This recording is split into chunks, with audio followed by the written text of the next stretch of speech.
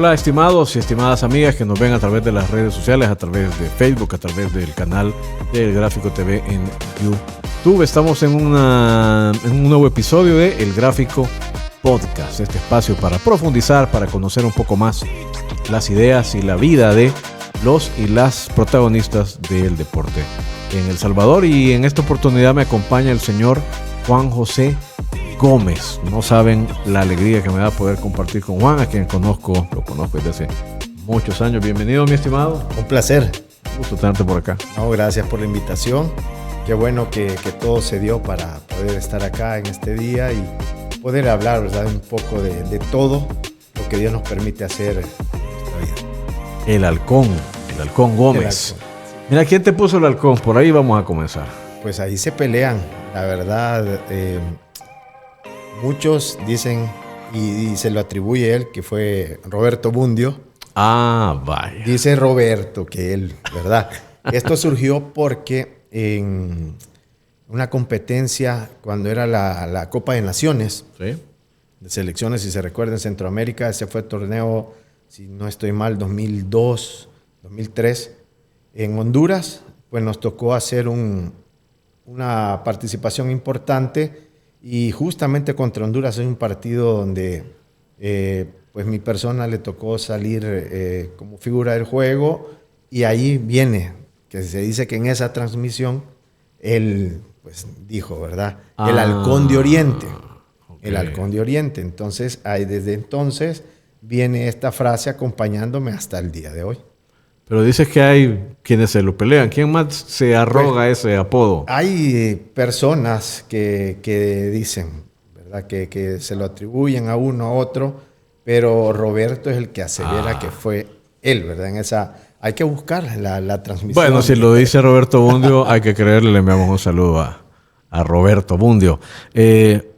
Halcón también se llama el emprendimiento al que tú le dedicas tantas horas de tu vida, porque ahora el señor Juan José Gómez es empresario, es un emprendedor.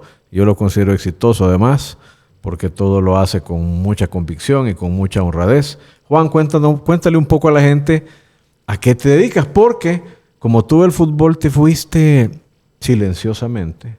Sí. De hecho, yo creo que hay gente que de vez en cuando te debe preguntar, ¿y usted ya no juega? ¿O usted a dónde está jugando? Siempre, ¿o no? Siempre me hacen esa pregunta. Bueno, yo me aparto del fútbol a raíz de una situación que tenía una oportunidad de ir al extranjero. Yo me fui de Firpo para Águila, esto es 2014 por ahí. Y esta oportunidad se me corta. No me dan la chance de salir. Te ibas a Moldavia. Tenías una oferta de un equipo de Moldavia. Correcto. Ahí estaba de preparador físico Dudley Hitchman. Okay. Que estuvo en la selección con el señor Carlos de los Cobos. Muy buen amigo mío hasta el día de hoy, que por cierto está en la Liga China, en la Liga Profesional de China. Y él abrió esa puerta, estaba todo listo para poder irme, y no se da porque la dirigencia de Águila en aquel momento, no el presidente, que era Julio Sosa, sino gente cercana a él, lo influenciaron para que no me dejara ir. Y esto pues me obliga a mí a apartarme del fútbol. Llegamos a rescindir el contrato. Luego viene, si se recuerdan, la situación de Firpo, que después de 6-7 meses, creo yo, de estar inactivo, me llama Firpo. Sí, recuerdo. Para poder apoyarlos en una situación difícil. Complicado Firpo en ese momento. Complicado, que al final nos tocó descender con el equipo. Yo venía de 6-7 meses de estar inactivo.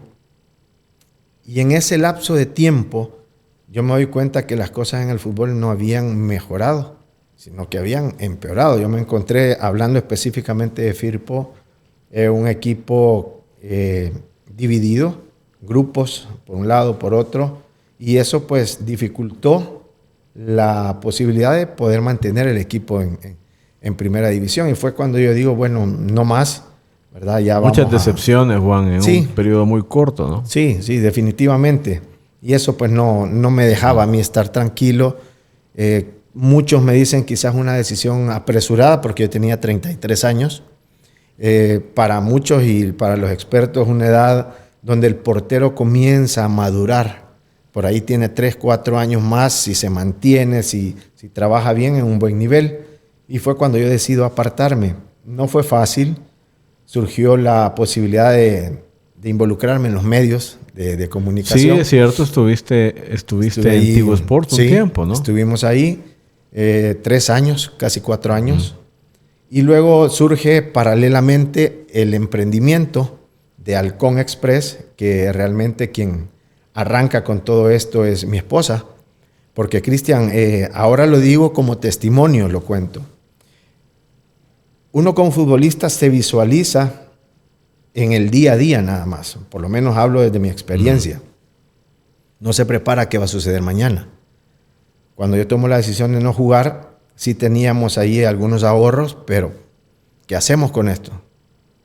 O sea, es que no tenía nada listo como para decir, bueno, dejo esto con facilidad, que me refiero al fútbol, y me dedico a lo otro. No, nos tocó picar piedra, comenzar de cero, junto con mi esposa, que estábamos pues recién casados, teníamos una bebé, que ahora tiene 11 años, Camila, y nos tocó comenzar. Nos dividimos. Ella comenzó con el emprendimiento que tiene que ver con el servicio de encomiendas, compra en línea, carga aérea. Hacemos varias cosas desde y hacia Estados Unidos. Me quedé yo en los medios de comunicación este par de años, hasta que llegamos a la conclusión de que teníamos que unir fuerzas para darle todo nuestro enfoque, toda nuestra energía a nuestro propio emprendimiento. Y fue ahí hasta el día de hoy que el Señor nos ha acompañado, que nos ha bendecido, nos ha puesto realmente, yo creo que en el lugar correcto. La gente lo ha aceptado bien. Quizás no me han visto figurar a mí en redes, ¿verdad?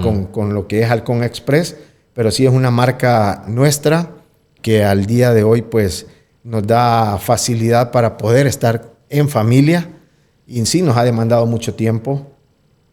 Como dije hace un momento, no ha sido fácil. Hemos tenido que, yo creo que para alcanzar el éxito en cualquier faceta de la vida, uno tiene que fracasar, que tocar fondo. Y pues yo no sabía nada de este tema de emprender algo, porque me había dedicado 100% al deporte. Mi esposa sí venía de una familia comerciante, tenía más ideas, se preparó, se instruyó en eso académicamente, y fue como que conectamos y dijimos, bueno, tú tienes y eres buena en esto, yo tengo cierto nombre que Dios me permitió en el deporte, vamos a utilizarlo. Y así como se fue engranando y surgió Halcón Express. Muy bien, bueno, entonces ahí está un pedacito de la creatividad del señor Roberto Bundy, entonces, en el nombre. Halcón Express, formidable, Juan. Vamos a hablar un poquito de tu carrera, Jota, porque pese a que la gente te identifique, estoy seguro, lo he atestiguado, que la gente te identifica, te reconoce, te saluda. Aficionados de Águila, de Firpo, de Alianza, Fajo, de la selección, porque estuviste en la selección. Pero muchas veces la gente solo se acuerda de a dónde atracó el puerto de la carrera de un jugador, pero no se acuerda cómo comenzó. Y en tu caso, pues comenzó en las reservas de Águila, si no me equivoco, pero tu debut no fue con Águila en el fútbol federado. Te tocó debutar no solo en otro equipo, sino que sin los guantes, ¿o me equivoco? Bueno, yo comienzo profesionalmente en Águila. Yo llego a Águila en el año 95, con 14 años. Me toca firmar mi contrato con el gerente en aquel momento, Julio Ventura, y el técnico de Águila era Milovan Joric. Wow. Por ser menor de edad, pues me acompañó mi mamá a firmar ese contrato por 5 años. Y pues yo llegué siempre a Águila. Siempre que cuento esto, la gente a veces no me cree. Pero yo llego a Águila como portero, porque es lo que siempre quise ser. Sí. Pero no fue fácil tener la oportunidad como guardameta en Águila, porque estaba Raúl García, estaba en aquel momento Raúl Rodríguez, que eran los dos del equipo mayor. Luego tenían a Melvin Barrera, que era el portero de la Sub-23, a Oscar Buruca, que era el portero de la Sub-20, y en su momento yo llegué a ser el portero de la Sub-17. Entonces, competir contra ellos, yo siendo el menor, era como que tienes que esperar, ¿verdad? Surge ya el torneo de reservas, y como yo era inquieto en el sentido de que Yo quería jugar. Lo mío, claro, ser portero. Pero surgió la oportunidad de interactuar o intercalarnos con Oscar Buruca en la portería, en la reserva. Hablamos con el técnico, que era el profe Zapata, que nos diera la oportunidad, el profesor Melara también, para que un partido jugara uno, o sea, Buruca, y el otro lo jugara yo. Normalmente yo jugaba afuera y el de local lo jugaba Buruca. Pero cuando yo no jugaba como portero, yo pedía que me dieran la oportunidad de delantero. Y costó, pero se dio la oportunidad y en reserva lo hice. Pero cuando termina el torneo de reserva, no logramos clasificar. Viene la oportunidad de Jocoro. Jocoro estaba en ese momento peleando para ascender a Primera División y el señor Nelson López, que es el presidente en aquel momento de Jocoro, a quien le tengo mucho aprecio, un hombre que conozco de muchos años, confió en mí, pero la sorpresa fue que como me habían visto en reserva, que piden el préstamo a Águila, pero no como portero, sino como defensa central. Bueno, yo dije, una oportunidad, vamos a tomarla, ahorita no estamos haciendo nada. Y era un muchachito de 17 años, 16 años. Y hicimos ese acuerdo, esos partidos lastimosamente no pudimos conseguir el objetivo que era ascender con Jocoro. Nos tocó perder con Juventud Olímpica Metalío, que ellos subieron a Primera División. Y regresé a Águila, porque yo pertenecía a Águila. Y siempre en reserva, ese torneo, estuve 2 torneos en reserva en Águila. Y ahora ya yo era parte de las selecciones menores del Salvador. Y se recuerdan que se formó el famoso Santa Clara Cosmes, que era la selección sub-19 prácticamente. Correcto. Que compitió en segunda división todo el torneo y ya para la fase final, también yo ya descansando en reserva, el profesor Rubén Guevara, si no me equivoco, y Nicky Chávez estaban al frente de ese proyecto y me toman en cuenta. El portero era Miguel Montes, era el portero que comenzó de cero con el proceso, pues yo ya estaba en Águila, no podía estar con ellos. La idea era para foguear la selección menor. Sí. Pues para no hacerles larga la historia, en la fase final me toman en cuenta, pero como delantero. Y me toca en ese partido final marcar un gol. Entro de cambio y marco un gol. Y pues ahí es como que la gente, muchos me dicen, bueno, ¿y tú que no eras delantero? ¿Y por qué te hiciste portero?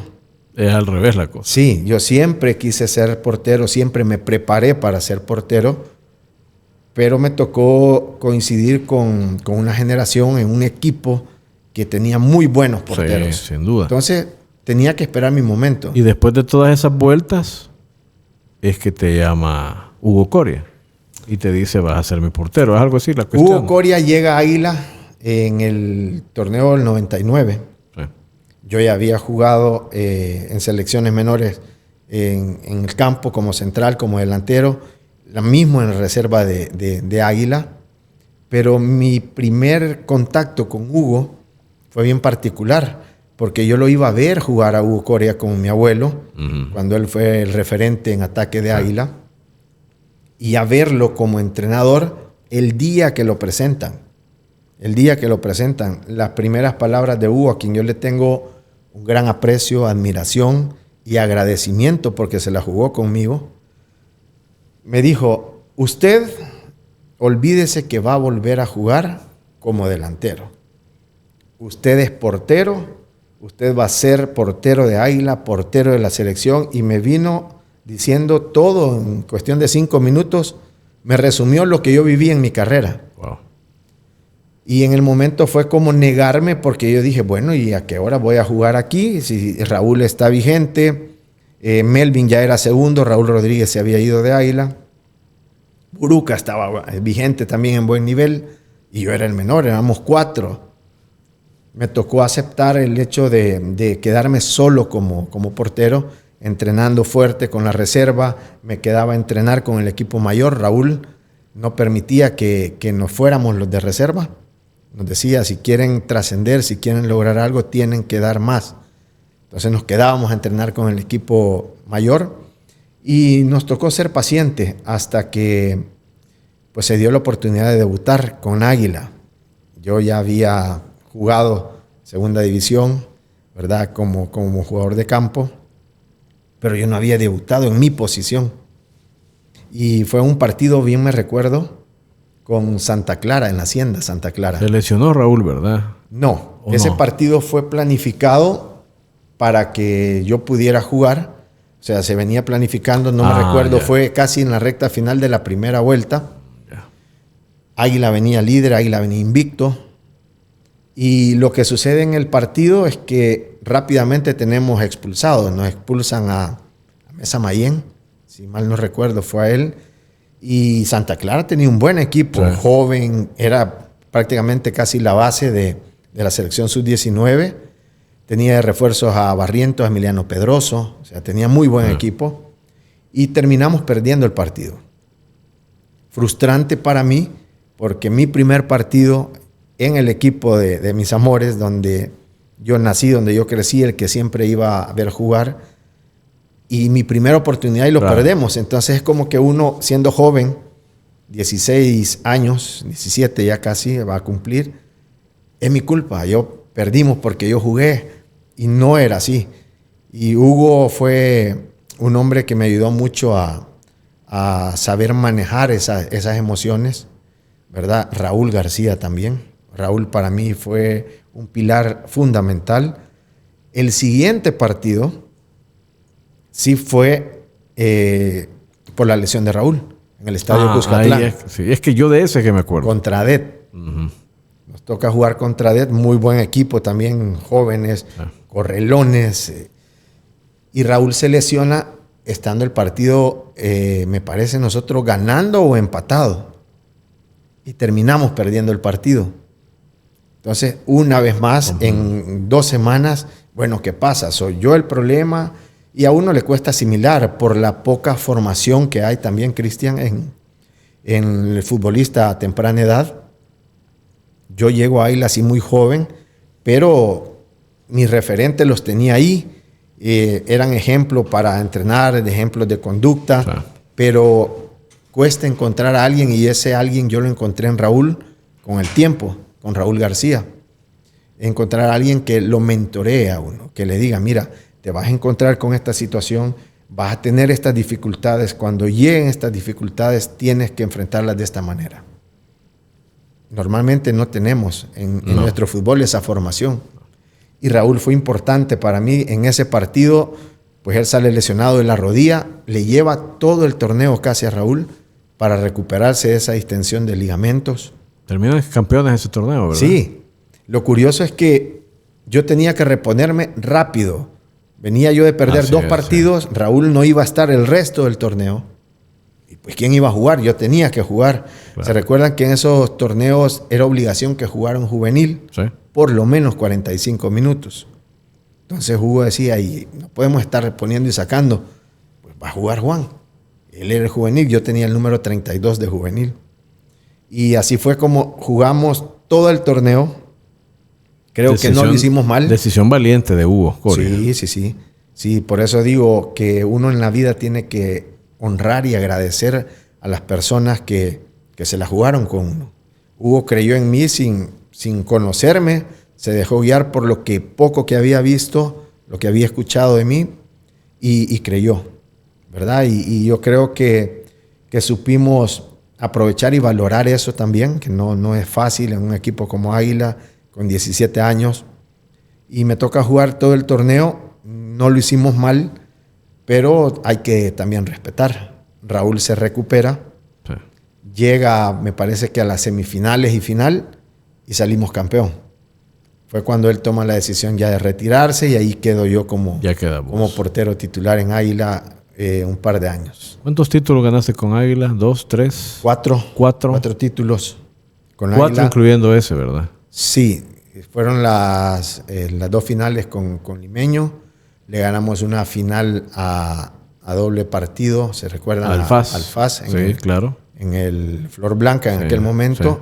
Sí. y también se gana un torneo, una final más, donde pues muchos, yo no me la quiero acreditar porque fue mi segunda etapa cuando yo llego a Águila, fue en el torneo donde llegué sin pase, ¿verdad? Que no logramos concretar mi salida, pero yo estuve en ese torneo, yo estuve presente, yo seguí entrenando, estaba ahí, pero también pues ganamos ese título.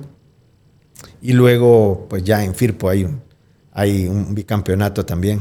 Pero Águila fue mi primera etapa, fue mi primer amor en el fútbol, el equipo que siempre seguí, el equipo de mi ciudad, donde siempre quise jugar y Dios me dio esa oportunidad.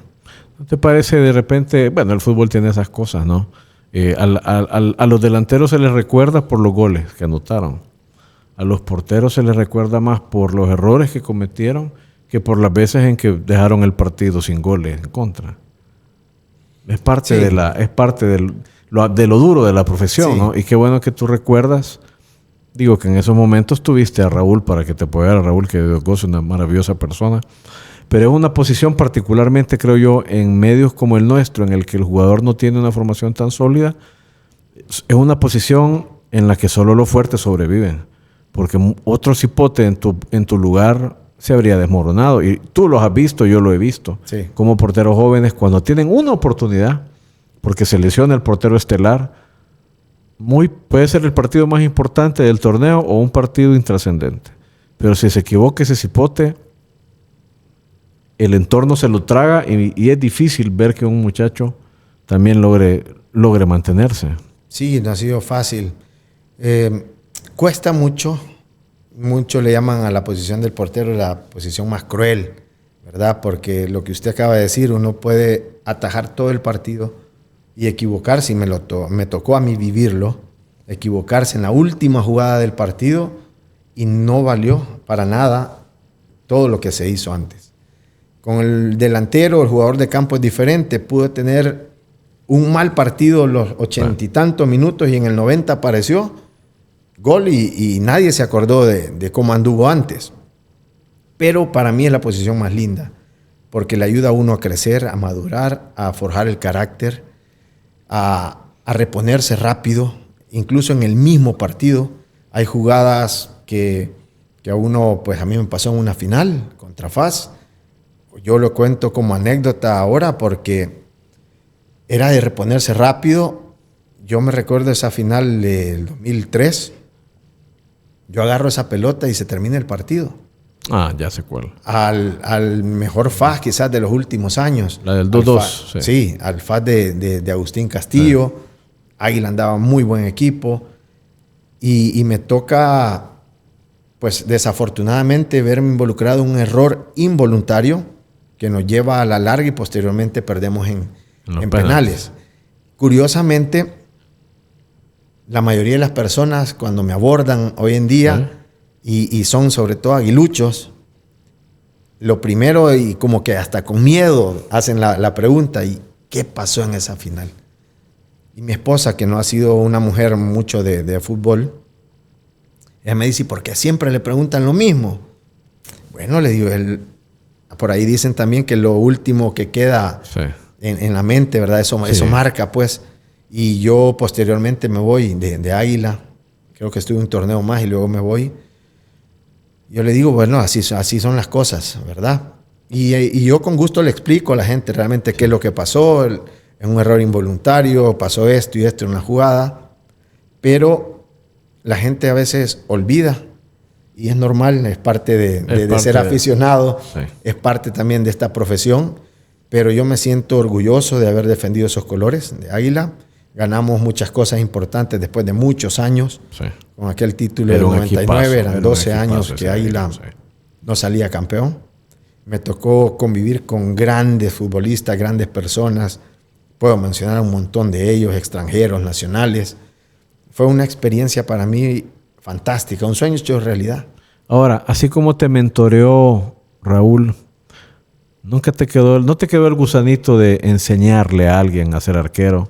De agarrar un grupo de cipotes y ver hasta dónde los podía llevar. Sí, sí, sí. De hecho, yo tengo ese sentir. Yo siempre quise y me visualicé en el fútbol en la parte administrativa, donde se toman las decisiones. Ya. Porque muchos me dicen, ¿y por qué no estudiaste para entrenador? Porque lastimosamente, si al futbolista no se le respeta en el medio, menos al entrenador. Aquí hay entrenadores que firman contrato para 1 año y a los 3 partidos ya los están despidiendo. Entonces aquí no existe, no hay esa coherencia. Entonces yo, para verme en esa situación, yo mejor sí me visualizaba en la toma de decisiones. Ya. Pero cuesta encontrar también un proyecto serio o donde a uno lo tomen en cuenta, pero que este proyecto vaya alineado a los principios y a los valores que uno practica. Porque para simplemente ser parte de un equipo o de una directiva solo por estar, Solo por hacer bulto. no.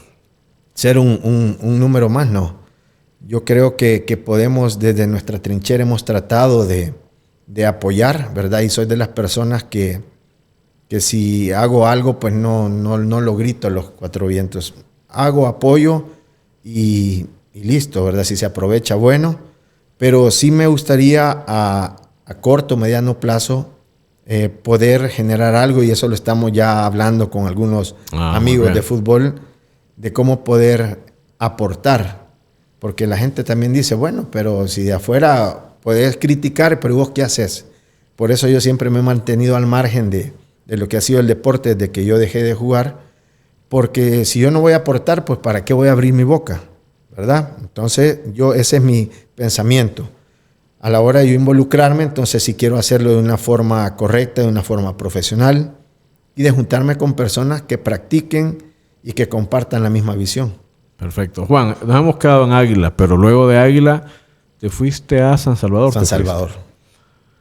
Bueno, probablemente los hipotes que nos ven no tengan ni idea, ¿verdad?, de qué es San Salvador, pero fue un proyecto, duró muy poco, creo que tuvo demasiados problemas financieros muy pronto en su desarrollo, pero arrancó muy fuerte y llegó a ser campeón, perdió una final con FAS, le ganó una final a Firpo, tuvo al Mágico, bueno, fue una locura todo aquello. ¿Por qué decidiste ir ahí? Luego de haber estado en Águila, que una institución, pues, sí, muchos me preguntan, mira, a veces, Cristian... Un gran riesgo, ¿o no? Sí, pero cuando te presentan un proyecto bonito, primero decirle a la gente que yo nunca quise haber salido de Águila. Mi ideal era formarme en Águila, jugar en Águila y terminar mi carrera en Águila. Lo mismo que está haciendo ahora mi gran amigo, y que lo valoro mucho porque sé que ha sufrido y por momentos no lo han valorado, a Benji. Benji ha tenido la oportunidad de que se le venció su contrato, de poderse ir, y él ha decidido renovar, quedarse, incluso cuando no ha sido quizás su mejor momento o cuando lo han tratado mal. Eso era para mí el ideal. Pero cuando yo salgo de Águila, se dieron muchas cosas. Primero veníamos el torneo anterior de perder esta final con lo que la gente recuerda, el error involuntario de Juan José Gómez. A esto agréguele que había situaciones que pasaban con algunos futbolistas en la casa club del equipo donde yo no vivía. Yo soy originario de San Miguel y pues yo vivía en aquel momento con mis abuelos. Yo lo que hacían o lo que no hacían en la casa club, pues yo no tenía nada que ver ni sabía. Y en su momento... no había disciplina. Sí. Si la había, pues no sé, porque yo no estaba ahí, pero en el momento o la gota que rebasó el vaso fue que querían que yo diera mi opinión. Sí, el presidente en aquel momento, a quien yo también le tengo mucho aprecio, pero yo no podía decirle algo que a mí no me consta, que yo no había visto. Y fue como que se calentó la cosa y pues las palabras fueron, bueno, entonces vete de aquí, ¿verdad? Y estábamos en el tema de renovación o no. Pues yo qué hacía, tenía 22 años. Tenía que buscar opciones, no me iba a retirar en ese momento, por más que yo quería seguir en Águila, pero la relación como que no estaba bien, por algo que pues, yo no podía decir sí o no, porque no lo había visto. Y al enterarse de esta situación, que yo sin contrato, el primero que se me acercó inmediatamente fue la gente de San Salvador. especialmente el señor Marco Flores, a quien yo también estoy muy agradecido, porque el tiempo fue 1 año y medio que yo estuve en San Salvador. Él me aguantó porque lastimosamente yo me lesioné. Me lesioné de la rodilla y me lesioné de una fractura de mi mano izquierda. Yo jugué muy poco en San Salvador. Fui parte del equipo 1 año y medio, pero jugué muy poco. Y él me aguantó. Él supo esperarme. Y digo él porque él era el que ponía la plata. Entonces se dio esa situación. No pudimos conseguir nada con San Salvador. Sí, era un equipo aguerrido que estaba ahí entre los primeros 4 puestos, siempre peleando, pero no pudimos trascender. Y llegó el momento de la situación difícil financiera. Cuando yo llego a San Salvador, el equipo era estable, era muy buena plaza, pero siento yo que las personas alrededor de Marco Flores lo asesoraban mal, quienes se llamaban amigos, incluso había gente de fútbol que no ponían nada y solo opinaban. Pues si el hombre quizás no tenía tanto conocimiento de cómo manejar las cosas, pero era el único que aportaba. Y se vio en la situación difícil donde a muchos, ¿verdad?, les quedó adeudando. Él pues trataba de solucionar, pero era bien difícil. En mi caso también hubo deuda, pero yo decidí que eso quedara así. Yo le firmé y le dije no se preocupe, porque volvemos a lo que hablábamos al inicio, el agradecimiento y la honra. Yo no iba a ponerme en contra de alguien que me apoyó 1 año entero lesionado, que me pagaba, y después por 6 meses yo iba a venir a pelearle. No, yo creo que ahí es donde uno tiene, y muchos hicieron eso, no fui el único. Muchos decidieron perdonar la deuda, otros sí pusieron incluso hasta demanda. Sí. Pero esa etapa fue bonita también porque me enseñó, Cristian, a que hay personas que sin que lo conozcan mucho a uno lo valoran. Hablando del tema contractual, incluyendo la parte salarial, San Salvador a mí me ofreció un mejor contrato que Águila, y yo no me fui por Águila por eso. Me fui porque no estábamos en sintonía con el presidente en aquel momento. Luego de que se entera que yo tenía un acuerdo verbal con San Salvador, el presidente de Águila me llama y pone a alguien más, porque él como que pues no tenía la cara para decirme, mira, mejor arreglemos esto.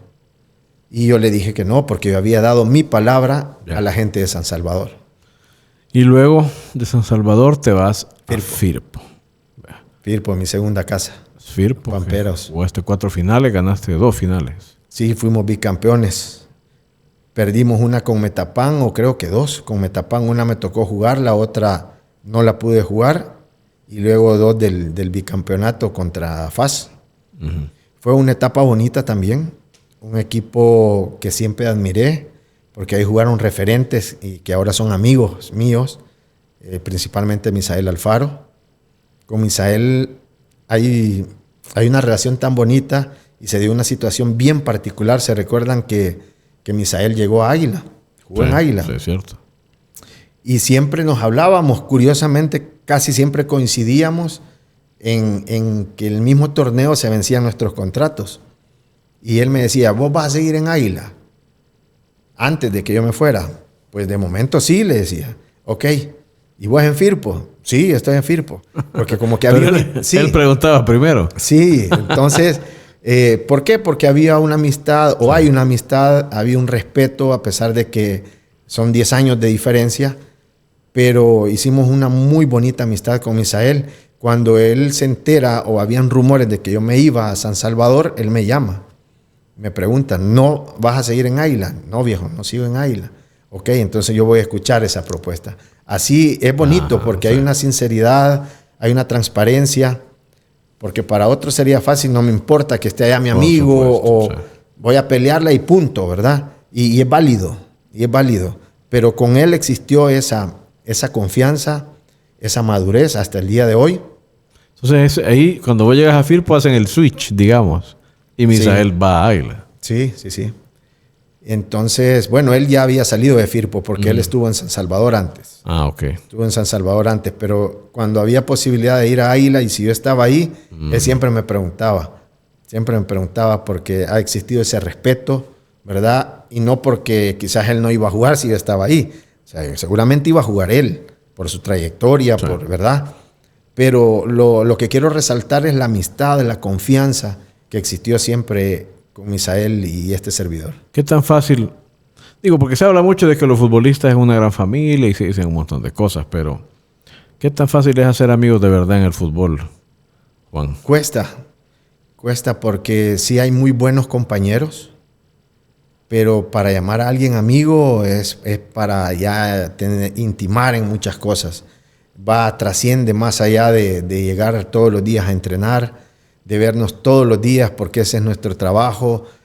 Uno a veces ve más al compañero que a la propia familia, porque los que fuimos parte de selección, sobre todo vivimos eso. Llega el día del partido, termina el partido y hay que llegar a la concentración porque el lunes hay que entrenar con la selección. Entonces uno va creando esa relación, va cultivando amistades, compañerismo, pero sí, para llamar a alguien amigo es bien difícil, sobre todo por temas de egos, por temas de principios, eso, por temas de coincidir en gustos de cosas, ¿verdad? A mí me tocó estar en muy buenos grupos, muy buenos compañeros, pero muy pocos amigos. Pero no puedo, solo porque no seamos o no nos llamemos amigos, no quiere decir que no nos vamos a llevar bien. Ha pasado en el alto nivel. Claro. Se recuerda el Valencia que salió campeón en España, que Canizares y Carboni, que el central italiano, no se podían ni ver. Pero a la hora del partido... es otra cosa. O sea, uno moría por el otro. Pero sí, no es fácil poder cultivar una amistad sincera. Yo al día de hoy tengo muy pocos amigos del fútbol. Tengo muy buenos compañeros. De hecho, de Firpo tenemos un chat donde ahí hay nacionales, extranjeros, que hablamos, compartimos, nos llevamos súper bien. Pero no todos somos amigos, ¿sí? O sea, yo creo que para eso se necesita madurez, Cristian. Madurez espiritual, madurez de entender que cada cosa tiene un orden, un lugar, ¿verdad? Y no a todo el que conoce o dice mi nombre puedo llamarme amigo. Si somos compañeros, hemos estado ahí en situaciones difíciles, hemos disfrutado cosas buenas, pero para llamar a alguien amigo no es fácil. Hablando de grupos, Juan, y de principio mencionabas tú que una de las afinidades principales, creo yo, que tiene que haber para establecer un vínculo y poder llamar a alguien amigo son los principios, ¿no? Sí, totalmente. ¿Verdad? Es muy difícil que dos personas pueden compartir o no gustos, pero si no comparten o creen en lo mismo y en el valor de lo mismo, es poco probable que logren ser amigos. Sí. ¿Verdad? Yo a ti siempre te considero una persona con unos principios muy profundos, muy claros, ¿verdad? No eres una persona de líneas ambiguas ni de líneas así delgaditas, ¿verdad? Sino que y a veces quedamos mal por eso. Las líneas están como bien claras y son bien gruesas, ¿verdad? Uno bien sabe quién es Juan José Gómez en ese sentido. Pero yo no sé, Juan, si tú coincidirás conmigo en que a ti te tocó en algún momento de tu carrera, no al inicio, sino unos 8 o 10 años después de que tú arrancaste. Yo no sé qué le pasó al ambiente del fútbol nacional, pero yo sí identifico que hubo un momento a finales de los 2000, 2007, 2008, en el que se corrompió el ambiente del fútbol en El Salvador. Sí. No sé si tú percibes lo mismo, si lo viviste, si lo percibiste de algún modo, Juan. Y no sé si decirlo en pasado, porque el ambiente, muchas cosas feas del ambiente continúan. Sí. Ahora mismo, en los últimos años, yo he estado alejado del fútbol. Y lo poquito que sé, porque sí aún hay vigente algunos muchachos que coincidimos en mi época. Por ejemplo, el Cacho Larín. Me tocó enfrentar todavía al Cacho, a Flaco Mancía. Hay un par todavía ahí que... Tal vez a Kevin Santamaría te tocó enfrentar. Me parece que a Kevin. Tal vez a... Sí, pero ya la mayoría ya son una nueva generación. Sí. con Kevin Caravantes. Kevin Caravantes me tocó compartir en Firpo como compañero. Es un muchacho que comenzó muy joven también. Pero sí han cambiado las cosas y sé puntualmente a lo que se refiere con la pregunta. Mira que más allá de que no todos somos amigos o podemos llegar a llamarnos amigos, pero sí se crean buenos grupos. A mí me hubieran dicho, mira que hay compañeros, ya sea a nivel de selección o de equipos, que a escondidas por ahí se echan su cervecita, ¿verdad? O se escapan de la concentración. Yo le creo porque sí ha existido. Pero de eso a pasar a otras situaciones que ya todos sabemos lo que sucedió en nuestro fútbol y que creo que eso marcó un antes y un después. Yo no, si alguien me lo dice que eso pasaba, no lo hubiera creído. Yo digo, no, por mucho que no sea mi amigo, pero es mi compañero, yo no creo que eso esté sucediendo. Pero fue real. Sí, y mi punto es este, mira, Juan, porque obviamente la gente sabe de lo que estamos hablando, entre otras cosas, del asunto de los amaños y de otros problemas que ha tenido nuestro fútbol. No solo el tema de amaños, porque yo creo que esa fue la manifestación más fuerte y más grosera de una pérdida de principios en el deportista y más aún en el futbolista en El Salvador.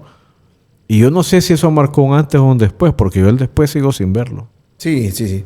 Estamos todavía... Y no me refiero a los amaños, me refiero a la pérdida de valores. Y tú lo ves, los que estamos alrededor del fútbol, lo vemos. Lo vemos en el dirigente que no le paga al jugador, en el dirigente que se hace el del ojo pacho cuando sabe que el jugador anda bebiendo, anda trasnochando. Lo vemos en el gerente que se quiere quedar con una parte de la ficha del jugador que viene lesionado y lo sabe, un jugador extranjero. Tantas cosas, Juan. Sí. Y el futbolista que tampoco respeta su cuerpo. Sí, es parte de la formación. Y el materialismo, porque hubo un momento, yo sé que el futbolista es un profesional, trabaja por dinero, porque lo necesita para sacar adelante sus proyectos y a su familia. Pero no puede ser que el dinero sea lo único importante. Y para mí en esa época en la que yo te describo, yo no sé qué fue lo que pasó. No sé si es que hubo mucho dinero en el fútbol. Pero de repente todo se derrumbó en cosa de 2 años. Yo creo que esa generación que se vio manchada con esto, y no solo los muchachos que directamente salieron involucrados, porque si no, yo creo que toda esa generación nos pasó factura. En ese momento, pues este servidor también tenía la oportunidad con Bruno dos Santos, que es el que manejaba Arturo Álvarez, un portugués. Sí. Con él, a través de Arturo, pues hicimos, no digo una amistad, una relación laboral, ¿verdad? De él poder buscar una posibilidad de que este servidor saliera también y se dio. Pero ¿qué pasa? Que en ese momento, cuando aún no explotaba esa situación del tema de los amaños, a mí me marginaron de la selección sin yo saber, hasta el día de hoy, pues no sé por qué. Cuando quien estaba al frente, que era el señor de los Cobos, era una persona que yo he admirado mucho, porque era una persona que siempre iba de frente con el jugador, por lo menos lo que yo veía, y le decía, Cristian, hoy no te voy a tomar en cuenta por esta y esta razón, o simplemente porque le voy a dar la oportunidad a alguien más. Lo vi hacer eso con muchos. Y yo me quedé hasta el día de hoy esperando por qué no lo hizo conmigo, ¿verdad? Si en teoría se creía que había una relación más que de un técnico y jugador, porque compartíamos, convivíamos fuera del entorno de selección. Pero bueno, se dan esas cosas, ahí vienen los principios, ¿verdad? Y cada quien hace lo que quiere. Pero ya yo estando fuera de selección, venían muchos muchachos que compartimos en selección y me decían, mira que están pasando cosas raras, pero ¿qué cosas raras? O sea, bueno, si tú estás ahí y ves que pasan cosas raras, ¿por qué no las hablas? ¿Por qué no las decís? Por temor, porque eran más jóvenes. Yo no puedo decirle exactamente que si había mucho o poco dinero, porque yo no vi a alguien agarrar dinero, pero al final de las investigaciones yo me quedé sorprendido de tanta cosa que salió a la luz y que como dije hace un momento, si a mí me hubieran dicho que eso pasaba, yo les hubiera dicho, no lo creo. Sí, Juan, pero yo a lo que voy, más allá de si era mucho o poco dinero, que en efecto las cantidades también a mí me sorprendieron cuando nos comenzamos a enterar de lo que pasaba. Pero ¿cómo es que, digo, si hubiese sido un futbolista uno lo entiende? Porque puede haber una manzana Lo que pasa podrida, es que hay grupos. pero 5, 10, Hay grupos. 15, 20. Y tú y yo sabemos, Juan, que probablemente no todos los que debían algo pagaron. Sí. Más de alguno la libró. Pero era una cantidad. Esto yo nunca lo he contado, lo voy a contar hoy. En una de las premiaciones que nosotros hacemos del Hombre Gol, llegó uno de los jugadores de la selección. De hecho, a él le íbamos a entregar un premio en esa oportunidad. Llegó muy bebido. Muy bebido. Hay testigos de eso. Y esa persona me dijo a mí, no van a poder detener esto. Somos más de 60 jugadores. Me dijo esa persona en esa oportunidad. Yo no sé si eran 60, 50, 40, pero era más de uno, eran más de dos. Yo no quiero decir que era una conspiración, no, era un cáncer. Pero para que el cáncer se desarrolle, el organismo tiene que estar debilitado. Entonces yo digo, ¿en qué momento se debilitaron tanto los principios de tanto futbolista, Juan? Yo creo ¿Qué condiciones crees tú que permitieron que ocurriera eso? Porque incluso hay jugadores suspendidos. Sí. Al menos hay al menos uno que para mí era una formidable persona. Yo hablé con él. Es el único jugador que tuvo la entereza de decirme en mi cara, sí, lo hice. Hablo de Osael Romero. Me dijo, sí, lo hice en un momento de debilidad. Un compañero me corrompió. Yo, con una gran tristeza te lo digo, pero puedo entender si fuese un caso. Pero eran ese montón de jugadores, Juan. ¿Qué pasó en el fútbol para que pudiera pasar, para que pudiera generarse eso, Juan? Yo creo que es complicado, a pesar de que uno estuvo ahí. Sí. O sea, yo al día de hoy ya pasaron tantos años de esto y no entiendo. Mucha gente me dice, mira, pero yo los entiendo a ellos. Pero si es que aquí no cobran, aquí no les pagan. Pero yo no comparto eso. A mí, gracias a Dios, no me tocó vivir mucho esa situación, sí, un par de ocasiones. Sí. Pero al final, después de un par de semanas o meses, se solventaban. Pero para mí no es una justificación de que a un jugador no le paguen para meterse a hacer esto. Porque no solo se trata de él, se trata de todos los que están allá a un lado. Se trata de una afición, de un país a nivel ya de selección. Entonces yo prefiero, ese soy yo, Juan José Gómez, y eso es lo que le digo a la gente cuando me preguntan o me dicen más bien, es que yo los entiendo que hayan hecho eso. Pues yo no los entiendo, a pesar de que los tenía día a día, no lo entiendo. Porque si a mí no me va bien acá, por mucho que sea lo que me dio de comer o lo que me estaba dando de comer, pues yo veo y qué otra cosa hago. O voy, en el peor de los casos, Cristian, mira, la estoy pasando mal, mi equipo no me paga. Préstame, hermano, y cuando me paguen te resuelvo. Yo haría eso. Ahora, muchos también dicen, pero es que vos no sabes cómo vas a reaccionar al ver ya la cosa ahí al frente. Bendito Dios que a mí no me tocó ver eso. Cristian, mi carrera se vio truncada desde el momento que yo salgo de la selección. 2009. Sí. Primero la oportunidad que se había abierto con Bruno para poder salir. Y Bruno me dice, lastimosamente, Juan, la única vitrina para el futbolista salvadoreño en aquel momento, yo creo que al día de hoy también, es la selección. Y si tú no estás como jugador de selección, difícilmente puedes tener una oportunidad fuera. Yo me vine abajo. Me costó hasta la era de Rubén Israel que yo regreso a la selección. Por eso digo, a mí nadie me dio explicaciones de que por qué. Y no es porque me tenían que dar explicaciones. Es porque era el procedimiento que él había modelado, hablando de los Cobos, mientras él estuvo acá. Decirle al jugador de frente, no te tomo en cuenta por esta y esta razón. En el momento, para mí fue frustrante, fue triste, horrible. Pero con el tiempo, Dios me fue dando la razón, ¿verdad? De que era mejor apartarme de ese ambiente, porque volvemos a la hipótesis. ¿Y qué tal si yo al ver la tentación, como dijo, que le dice Dios a él, también yo caigo? Porque somos humanos. Ahora, con mis principios yo puedo afirmar que yo no hubiera hecho eso. Pero no sabemos, ¿verdad? La hora, como dicen por ahí los abuelitos, no es lo mismo verla venir que tenerla enfrente, ¿verdad? Entonces, gracias a Dios que las cosas se dieron así. Que mi carrera ya no trascendió por lo que ustedes quieran, porque ya no tenía nivel, por lo que sea. Pero bendito Dios que fue así. Porque yo veo ahora a mis hijas, tengo 2 niñas, veo a mi esposa y las puedo ver a la cara sin titubear, y a la gente también. Sí. Entonces, para mí eso vale más. Ahora, ¿en qué momento se rompió la línea de principios, de valores? Eso ya depende de cada quien.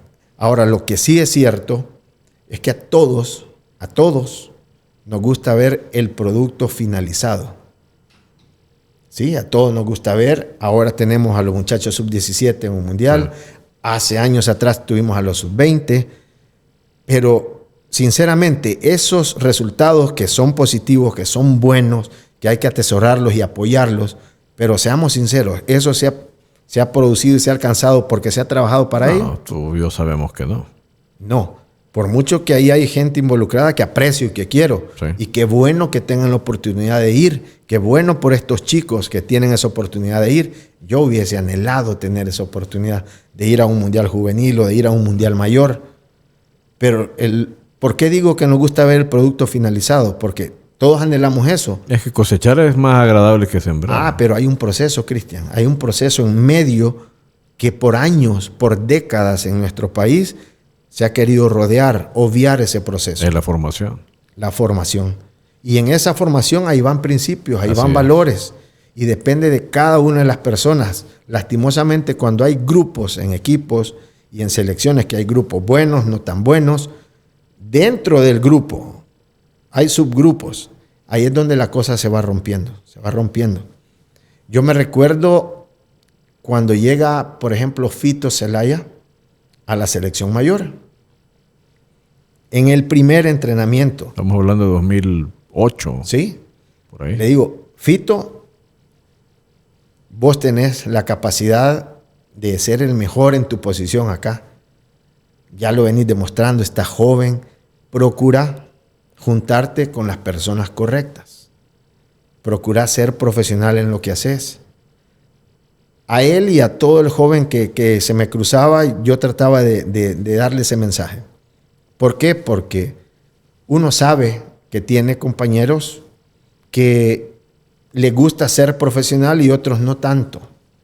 Sí, y esto quizás puede caer mal a algunos compañeros, pero es la verdad. Nosotros nos hemos equivocado. O sea, voy a hablar de este servidor. ¿Cuál es la mayor crítica? Yo se lo digo hoy a mi hija, que le encanta el fútbol. Tiene 11 años. ¿Qué es lo que yo le reprocho a Juan José Gómez? Que teniendo la posibilidad, siendo soltero, solo pues, o sea, lo que yo generaba era para mí, que teniendo la oportunidad de agarrar un boleto de avión y de pagarme un campamento a X, Y, Z equipo, no lo hice. Mi sueño era jugar en el extranjero. Pero yo siempre me quedé de brazos cruzados esperando, no, el otro año yo sé que va a venir por mí. Y tuve 4 oportunidades y las 4 me las botaron. Pero ¿por qué no agarré yo un avión pudiéndomelo pagar, la estadía y todo? Miren, aquí vengo, si quieren no me paguen el primer año, pero denme la oportunidad de desengañarme, pues si la hago o no la hago, ¿verdad? Eso yo me reprocho. Le digo a mi hija, hay que buscar, si la cosa está fea, hay que buscar cómo trascender. ¿Qué admiro yo de alguien que critican tanto? Nelson Bonilla. Un hombre que se ha sabido mantener, ha sido constante, que ha jugado allá ahora está en Tailandia, Malasia. Sí, pero el hombre ha sido inteligente. Mis respetos para Nelson. Sí. Una mentalidad fuerte. Sí. Lo han criticado, le han dado palos de todos lados y el hombre se mantiene. Hace un par de meses yo crucé palabras con él y le digo, te felicito cuando las últimas críticas que recibió, mira a tu esposa, que es con la que despertás ahí todos los días, mira a tu niño y mira lo que has hecho. Yo hubiera deseado tener esa personalidad, ese temperamento de jugármela, así como él ha aprovechado la oportunidad que ha tenido. Y fue valiente porque él fue del grupo de los chicos que llegaron ahí a hacerse cargo. Luego de todo lo que pasó en la selección, creo que nunca se les dio su merecido reconocimiento. Es correcto. Porque podemos ver no era fácil. No era fácil. Rodolfo Zelaya yo creo que tuvo la oportunidad de haber trascendido muchísimo más. Sin duda. Tenía todo el talento, comenzó joven, pero depende con quién nos juntamos. Para mí tuvo mucho que ver que el ambiente de sus primeros años fue nefasto. Rodeado de mucha gente negativa. Siendo el joven. Sí. ¿Quién te arropó? O sea, yo no estoy hablando mal de Fito. Con Fito tenemos una muy buena relación. Pero siento yo que si él se hubiese hecho a un lado y se hubiese dado cuenta, viéndose en un espejo, la oportunidad que tengo, estaríamos hablando de que Rodolfo Zelaya quizás estuviera ahora mismo, no sé si jugando, pero viviendo en Europa. Yo te voy a decir una cosa, porque a Zelaya mucho se le... Bueno, obviamente que también se reveló todo aquel episodio famoso de que él, sin ninguna necesidad, se metió a escuchar aquellas pláticas en 2 oportunidades. Y muchas veces se pretende a partir de ese hecho insinuar que él tuvo una participación mayor. Igual Fito Zelaya pagó su castigo. Y bueno, no hay ningún testimonio que lo involucre directamente en un amaño, pero sí él estuvo escuchando aquellas pláticas.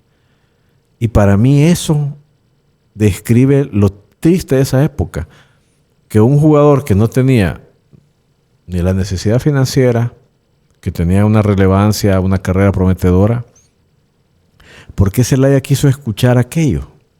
Porque esa es la seducción que ejerce el pecado. Entonces, claro, vos estás en un ambiente en el que hay absoluta impunidad, o aparentemente eso había, ¿verdad?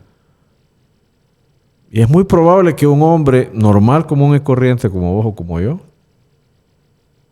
se vea interesado, siquiera por el morbo. Y del morbo puede pasar. Y acuérdate también, Cristian, que ¿quiénes están al lado tuyo? Y me refiero a en las concentraciones. No me recuerdo ahora quién pudo haber sido el compañero de habitación de Fito Zelaya. De Osael Romero, que para mí también un tipazo, pues. Pero siendo muchachos jóvenes en aquel momento, y si de compañero de habitación tenías a alguien que estaba involucrado en esta situación, ¿para dónde te haces? A cualquiera de los que eran sus compañeros en Alianza en ese momento. Varios de ellos, terribles personas. Y yo te voy a decir, a mí no me da pena decirlo, porque yo creo que si queremos darle su justo reconocimiento a los que no cayeron, a los que resistieron y a los que fueron incorruptibles, no podés hacerlo sin condenar a los demás. Están en el mismo hecho, son las 2 caras del mismo hecho. No podés vos condenar, no podés vos elogiar al que fue justo y el que fue limpio sin condenar al otro. Pero para mí, Juanjo, de verdad te digo, no es esta plática es para hablar de otras cosas, hemos hablado un poco de todo, pero sí creo que tristemente no vamos a lograr superar y aprender completamente lo que ocurrió mientras no haya más luz y más verdad y haya más valentía para revisitar esos hechos, creo yo. Sí, totalmente. Yo creo que lastimosamente es parte ya de la historia de nuestro fútbol y lo importante es que vivimos afanados, Cristian. Antes era distinto y para ser mañana mejores nos enfocamos tanto en cómo nos queremos ver mañana y no en el hoy, que es el que nos debe interesar. Ahora yo creo que tenemos al frente de la selección al señor Bolillo Gómez, que es un hombre que tiene harta experiencia, conocimiento, incluso del área porque ya ha estado en otras selecciones. Pero ¿de qué lo están rodeando? Eso no es nuevo. O sea, no es nuevo. Hay que verdaderamente darle a esa formación que es necesaria. ¿Qué nos garantiza que no puede otro jugador nuestro o otros jugadores caer en esas garras de ese tipo de gente? Esa es la pregunta que me hago.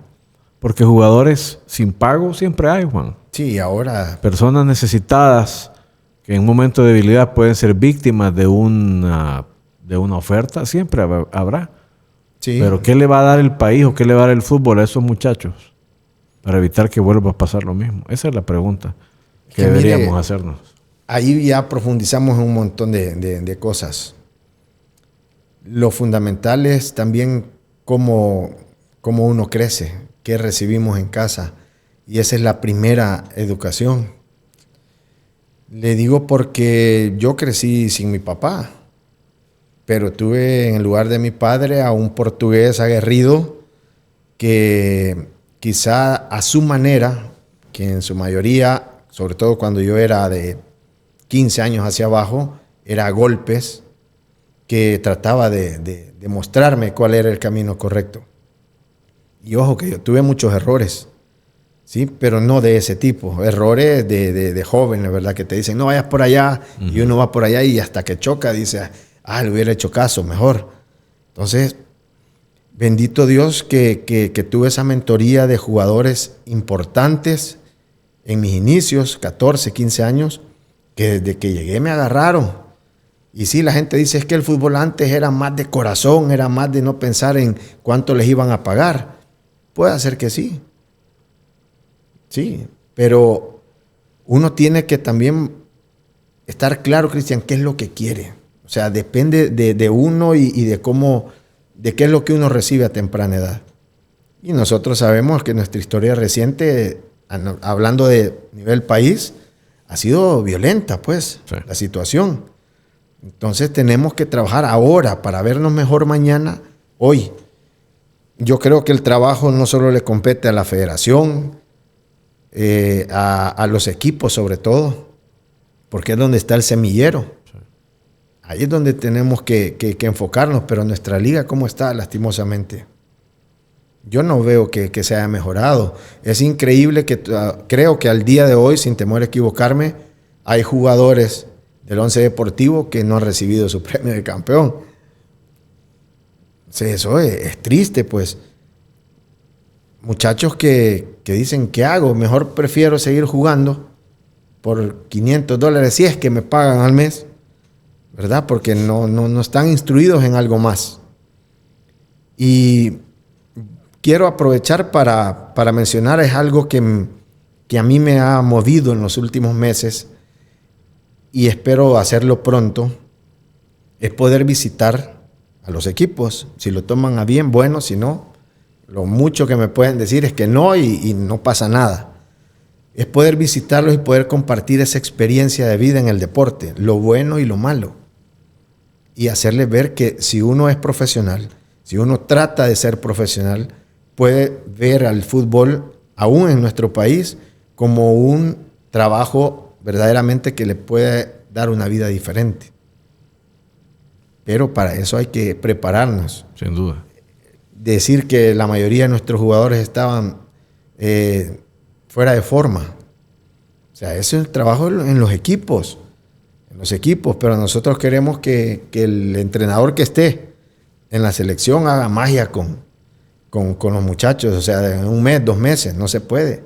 Yo creo que la liga es la que tiene que tomar la responsabilidad en poner mano dura, en fortalecer lo poco que hay para que esto verdaderamente cambie. Sin duda, Juan. Quería yo hablar un poquito con Juan acerca de estos conceptos. Yo sé que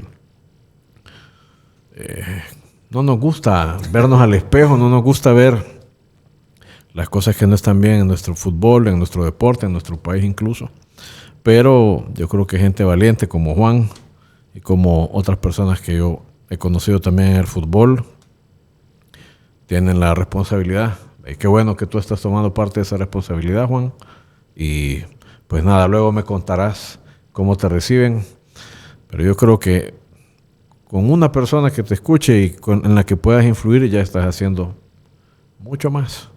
que muchos otros que andan en y hay fútbol, gente que ha estado en el fútbol, Cristian, que tiene mucho para dar. Yo lo sé.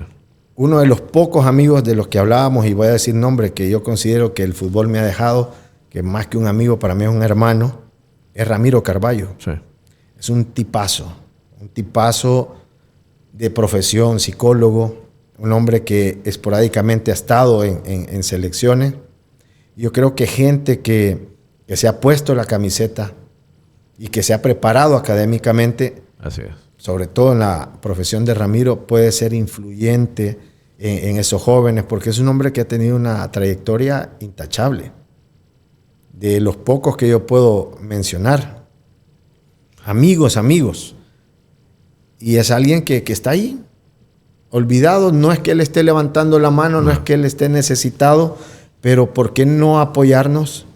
Así es. Y tomar ejemplo de otras federaciones que incluyen a sus exfutbolistas que han sido referentes para ponerlos al frente, para que hablen con las nuevas generaciones, para que influyan en estos que, como me tocó a mí, ver a Raúl García, a Misael Alfaro, a Hugo Coria, después cuando los tenía al frente, yo decía, wow, si hace un par de años mi abuelo pagaba para venir a verlos y ahora los tengo acá.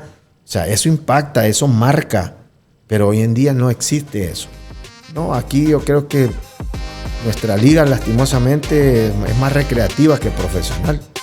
Así es. Y es triste decirlo, pero es cierto. Bueno, para empezar a cambiar, lo primero es que haya verdad, así es que hay que hablar con la verdad, Juan. Ha sido un gusto. Placer. Tenerte por acá, sabes que te aprecio mucho. Y a ustedes, pues espero que esta entrevista les haya parecido interesante y que la hayan disfrutado tanto como nosotros. Permanezca pendiente de todos los productos que hacemos para ustedes, entre ellos, por supuesto, el Gráfico Podcast.